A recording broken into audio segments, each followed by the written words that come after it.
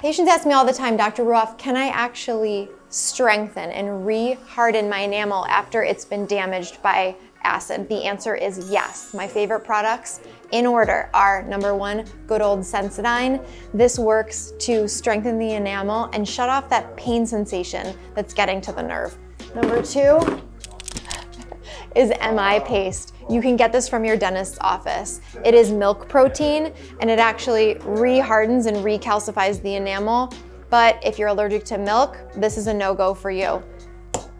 These are a godsend. They're prescription only. You can only get them from your dental office. This is called Clindpro. It's tricalcium phosphate.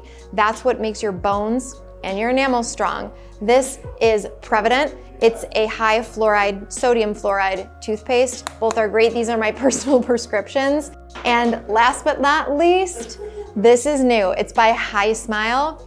It is a nano hydroxyapatite serum. How cool is that? You paint it on your teeth, brush it for 2 minutes, and it works like a mineral matrix to re-strengthen. This is for severely damaged teeth. It works the best.